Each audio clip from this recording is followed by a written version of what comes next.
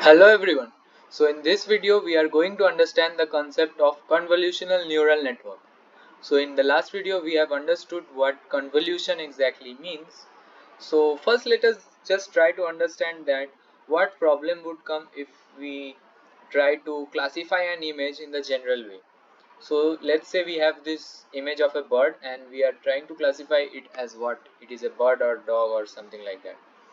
So what we can do is that images are pixels, so like we can just extract the pixels, so it is a 3D numpy array, so we can just feed all of those pixels into the input layer of a neural network, and we can do some apply some hidden layer and perform some activation function, and then using back propagation and all those explained in the normal neural network videos I have explained you.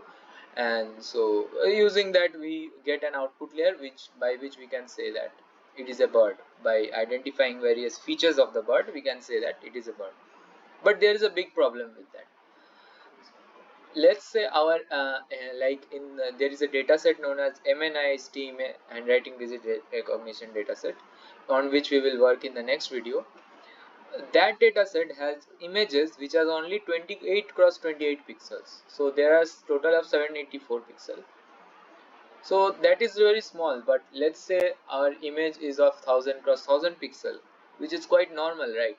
So if we try to process that image, we will require 10 to the power 6 neuron in the input layer. So that is quite impractical, right? So here we will apply few convolution techniques, we will apply few stride padding techniques, and then we will use our normal neural network ideas. We would also use the dropout layer idea, and then finally create a convolutional neural network. So let us just see how that happens. So yeah, as I told you, why should we use CNN? The problem with feed-forward neural networks. So if it is a 1000 cross 1000 image, it means we need 10 power 6 neurons in the input layer. So this is a huge number. So here we have something known as stride and padding. So as I told you in the last video, we can do convolution in this way. We can apply a filter over all our image, which can maybe average out all the pixels, and in the feature map we can see it like this. So it helps us in detecting the features, and it also reduces a lot of pixels. So it reduces a lot of pixels in the final image. And if we don't want our pixels to be reduced, then we can do some padding, which is a uniform boundary all over our image.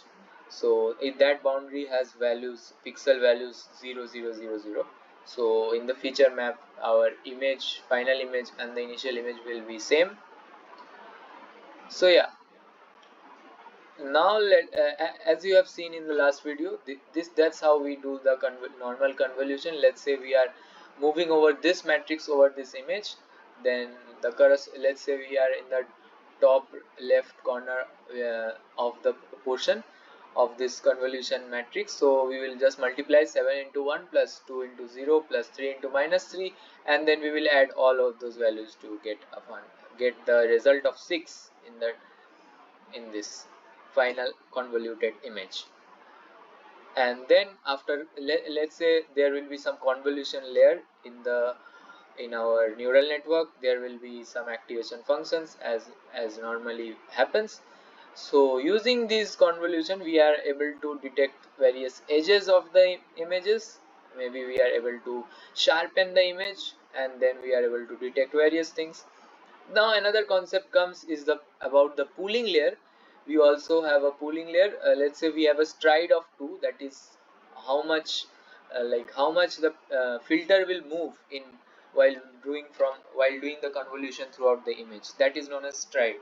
So if the stride is 2, let's say we can just using max pooling, we can just find out the maximum value of the 4 pixel, and in this way we can get rid of a lot of pixel without really losing much information about the image. So yeah, using max pooling and average pooling, there are two types of pooling explained here. So it happens like this. And And the pooling layer, which we use in the convolutional neural network, uses various filters to identify different parts of the image, like the edges, corners, and body, feathers, eyes, beak. It would identify various features of the image, and like it would update the weights accordingly in our neural network. We have a fully connected layer in which each of the neuron of one hidden layer is connected to every other neuron. And so yeah, so first of all, when we are feeding neurons in the input layer, we need to flatten our image, right? So our let's say 3D image, 3D matrix is flattened out in a 1D array. So that's how we feed into the input layer. So the softmax, we have a softmax or logistic layer also. It is the last layer of CNN. In the output layer, we can use a softmax function. As you know, it is a probability function which tells us the probability of a certain class, final class classifier. So in the output layer also we have we contain the labels, which is in the form of one hot encoded. So I will explain it what it basically means. So let's say we have 5 classes, and let's say we have 3 classes as of now: bird, dog, and let's say cat. So bird, it is the first class, so it will be encoded as 001, and if dog is being the second class, it will be encoded as 010, and cat is the last class, it would be encoded as 100. So 3 classes are encoded like this, and in the final output layer of the neural network, we will just have 3 neurons, which will either output 0 or 1 according to our classes. So yeah, how CNN actually reorganizes an image. So yeah, the pixels are fed in, as I said, the pixels are fed into the convolutional layer that performs a convolution operation. It results in a convolved map. The convolved map is applied to a ReLU function to generate a rectified feature map. So using the activation function, we can generate feature maps, and these features map will help us to retain the various features of the image, and then actually learn what the particular features of the image, how would that affect our final class of the image. It basically learns that the image is processed with multiple convolutions and ReLU layers for locating the features. Different pooling layers with various filters are used to identify specific parts of an image. The pooled feature map is flattened and fed to a fully connected layer to get the final output. So yeah, we have that. And so yeah, this is the basic concept of CNN. Everything I explained in a very short manner.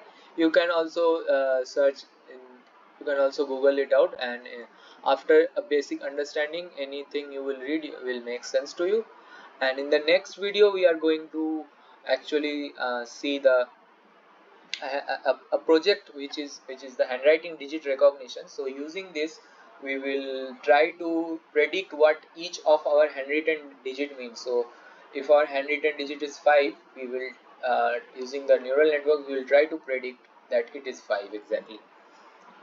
So yeah, that's all from this video. After the next video, you will get a more detailed and proper understanding of how CNN actually works with proper code explanation. So wait for that. Till then, thanks a lot.